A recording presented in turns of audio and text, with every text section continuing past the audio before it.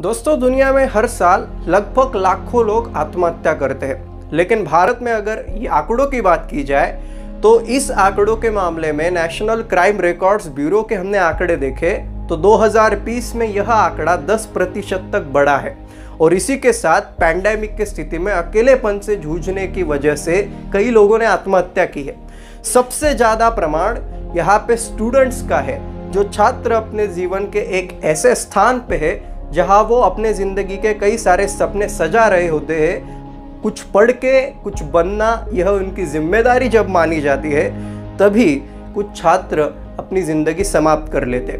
2 दिन पहले मेरे एक दोस्त के दोस्त ने सुसाइड कर लिया और लिखा था व्हाट्सएप के स्टेटस पे, जब वो सुसाइड करने वाला था उससे 10 मिनट पहले, कि मेरे बारे में अच्छे लिखिएगा, अच्छी तस्वीरें डालिएगा और अच्छे से श्रद्धांजलि अर्पण कीजिएगा। दोस्तों, हम में से कई लोग मानसिक स्थितियों में कई बार कमज़ोर पड़ जाते हैं। जैसे कि बात कर ली जाए, आजकल की इस ज़माने में सब कुछ इतना इंस्टेंट हो गया है कि दोस्ती सिर्फ वर्चुअल वर्ल्ड तक ही सीमित रह गई। दोस्तों, जब कभी भी एक छात्र सुसाइड कर लेता है तो सिर्फ उसका वो एक दिन का निर्णय नहीं होता, वो कई समय से चली आई एक प्रक्रिया है। बचपन से लेके आज तक जिस छात्र की परवरिश ऐसी होती है कि भाई तुम एबैकस का क्लास भी करो, भाई तुम पियानो भी बजाओ, भाई तुम खेलकूद में भी आगे बढ़ो, लेकिन इसके साथ पढ़ाई में भी फोकस करो। सही मायनों में वो अलग अलग तरीके से एक ऐसे चक्रव्यूह में फंसता चला जाता है कि उसको स्ट्रेस हैंडल कैसे करना है, तनाव में अच्छा परफॉर्म कैसे करना है, ये कुछ भी पता नहीं होता। जब एग्जाम फेलियर होता है तो वो अपने पेरेंट्स से पहले इतना घबरा जाता है कि वो दूसरा रास्ता चुनता है। शायद कई लोग सुसाइड का रास्ता चुन लेते हैं। दूसरी बात, परफॉर्मेंस फेलियर होता है। जब भी कभी उसको लगता है कि मेरे साथ ही रहने वाले बच्चों का परफॉर्मेंस अच्छा है, मेरी काबिलियत इतनी हो नहीं पा रही है कि मैं उनके साथ कॉम्पीट करूं। शायद उसकी काबिलियत अलग क्षेत्र में है, वो उसको तब कोई समझा नहीं पाता या उसको खुद को वो महसूस नहीं हो पाता।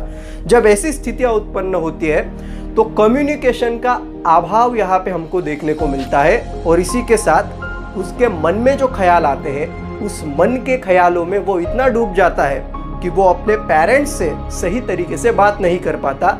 अर्थात स्पष्टता से वो अपने पेरेंट्स को ये नहीं कह सकता कि मैं ये नहीं करना चाहता, मैं दूसरा रास्ता लेना चाहता हूँ। कई बार ये मामला पेरेंटल कंट्रोल का नहीं होता, कम्युनिकेशन के अभाव का होता है, जैसे मैंने बताया। लेकिन यह कम्युनिकेशन करने के लिए अगर बच्चा दूसरा रास्ता अपने मित्रों से जाके बात करता है तो शायद कई बार उसको गलत फैसले लेने पड़ते हैं, या वो परिस्थिति ऐसी होती है कि वो गलत लोगों के साथ जाता है, गलत मित्रों के साथ जाता है, और अपनी ज़िंदगी के एक ऐसे पड़ाव में जब वो छात्र होता है तब गलत निर्णय की वजह से उसका भविष्य भी गलत दिशा में जाता है।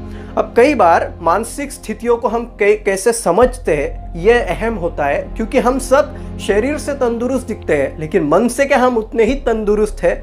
हमारा मानसिक स्वास्थ्य अगर कमज़ोर होता चला जा रहा है तो प्राथमिक बात यह है कि हमको समझना है कि ये सब वर्चुअल वर्ल्ड में, अगर कई बार मेरे ऑनलाइन लेक्चर चल रहे हैं, अगर मैं स्क्रोलिंग कर रहा हूँ या फिर मैं इंस्टा के रील्स देख रहा हूँ, तो मेरा माइंड और मेरा ब्रेन एक ऐसे स्थिति पे है कि जो सिर्फ छोटी छोटी खुशियाँ ढूंढ रहा है, टेम्पररी प्लेजर्स को ढूंढ रहा है, लेकिन उसको यह पता नहीं है कि मुझे मेरे भविष्य के लिए क्या अच्छा है। जो मुझे पढ़ने में दर्द होगा वो मेरी कल की सफलता का राज है, या जो मैं आज कष्ट उठा रहा हूँ वो मेरे कल की सफलता का एक ऐसा मार्ग है जहाँ पर मुझे खुशियाँ भी मिलेगी और इसी के साथ एक अच्छी जिंदगी भी जीने को मिलेगी।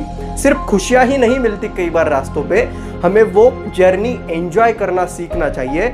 जब हम यह करेंगे तो मेंटल हेल्थ के बारे में भी हम अवेयर होते चले जाएंगे। कई बार हमें काउंसलर की ज़रूरत पड़ेगी तो हमें उसके पास जाना चाहिए, क्योंकि कई बार कुछ ऐसी समस्या होती है जैसे कि एंजाइटी, डिप्रेशन या फिर पैनिक डिसऑर्डर, हमें समझ नहीं आता कि हम क्या करें। हमें उस वक्त तुरंत किसी काउंसलर की मदद लेनी चाहिए, लेकिन ये सब हम क्यों नहीं कर पाते?